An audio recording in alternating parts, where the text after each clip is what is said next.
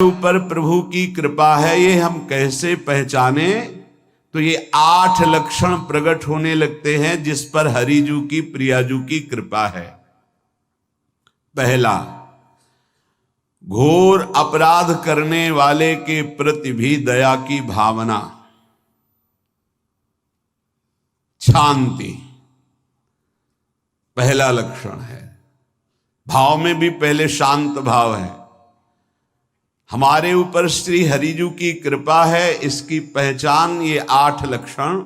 पहला, शांति, अर्थात घोर अपराधी के प्रति भी गुस्सा ना क्षमा करना, ये हरि की कृपा का लक्षण है।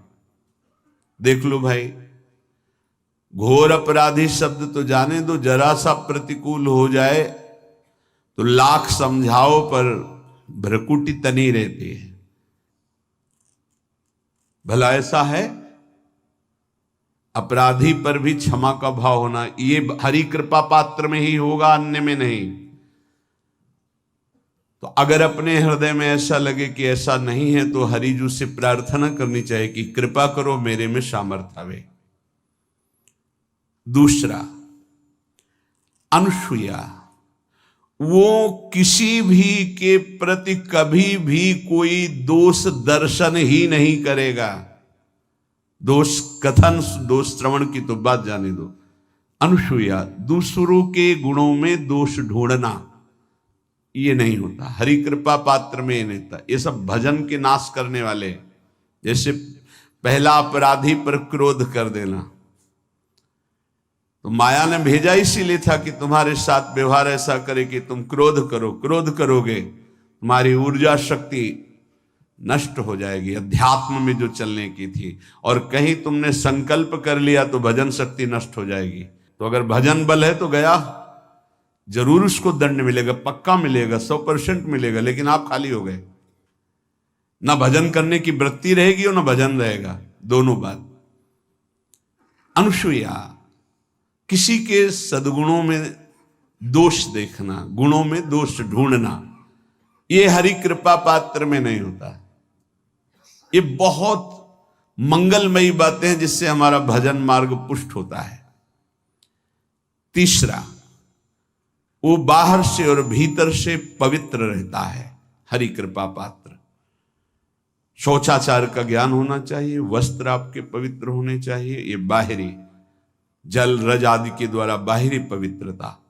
और निष्कपटता, निश्चलता, सत्य भाव, ये अंदर की पवित्रता है।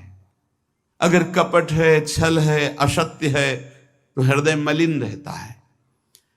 भीतर और बाहर से पवित्र रहना, इसमें खास बात क्या है? भीतर और बाहर से पवित्र रहने में, भीतर और बाहर से सदैव पवित्र कौन रह सकता है? तो बोले जो पुंडरीकाक्ष भगवान श्री हरि का, प्रियाजू का स्मरण करता रहता है, वो शवायाभ्यंतर शुचि, वो बाह्य और अभ्यंतर दोनों से पावन रहता है। तीसरी जो कृपा का लक्षण है, अर्थात वो सदैव भगवत चिंतन परायण, शौचाचार का पालन करने वाला, बाहर और भीतर से हरि कृपा पात्र पवित्र रहता है। चौथा, ऐसे कार्यों का अनुष्ठान न करे जिनमें हमारा भजन छूटता है, जिनमें सत्य छूटता है, जिनमें भगवत भाव छूटता है।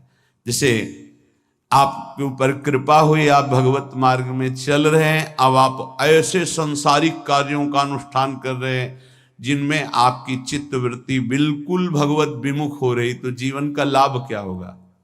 लाभ तो है भगवत स्मरण सहित। कल एक ने प्रश्न किया कि मैं खाता तो नहीं हूं लेकिन मांस की दुकान में मांस बेचता हूं, होटल आदमी, क्या उचित है? ये उचित कैसे हो सकता है? तुम और भी तो व्यापार कर सकते हो।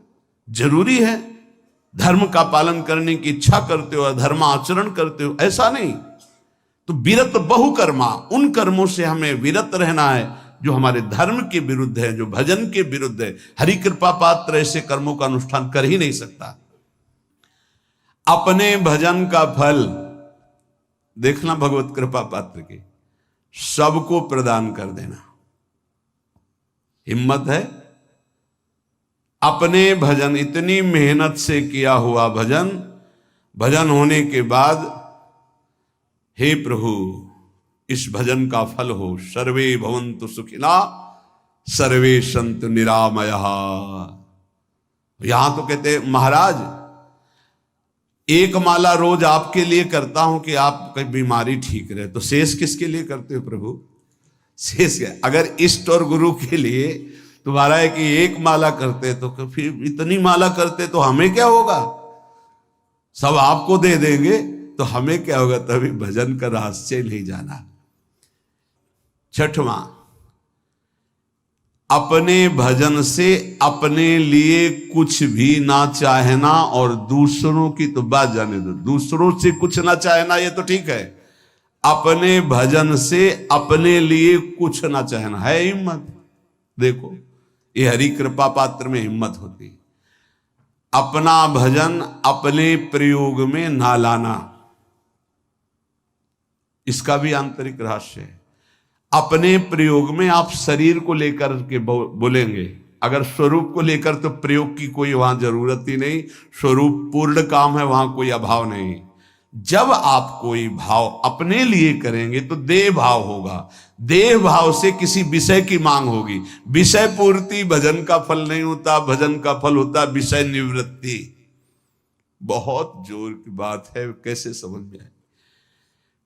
अपने भजन का भी फल अपने लिए नहीं, दूसरों से कुछ चाह रखना तो बात ही जाने दो, भजन से भी कोई अन्य सुख की चाह नहीं हुई। क्या चाहिए? भजन ही बनता रहे, भजन का फल भजन बनता रहे, खूब निरंतर जप करते रहे। सातवां, किसी भी मान सम्मान कीर्ति पद प्रतिष्ठा के मिलने पर हृदय का असंतुष्ट हो जाना, यह हरि कृपा पात्र का लक्षण होता है। प्रणाम नमस्कार जय हो तो हृदय में असंतुष्ट हो जाना चाहिए। कोई किंचन मात्र अभिमान न उदय हो जाए। प्रभु बचाओ, ये माया की चकाचौंध से बचा लो नाथ। कौन सा अपराध बन गया कि आपकी जय की जगह यहां हमको ऐसा सुनना पड़े। मान प्रतिष्ठा कीर्ति जिसके लिए बड़े बड़े लालायित रहते, हरि कृपा पात्र को विष की तरह चुभती है। और आठवां, किसी भी प्राणी समुदाय से संबंध ना रखते हुए सब पर दया की भावना, सब पर कृपा की भावना, सब पर करुणा मैत्री पर किसी से ममता नहीं। ये सूत्र बहुत व्यवहार में प्रयोग करने योग्य है। सबसे करुणा और मैत्री पर किसी से ममता नहीं। करुणा तो करी भरत जी ने, मैत्री भी की मृग से, पर ममता रहित नहीं रहे। ममता कर ली तो अगला जन्म हिरण का हो गया।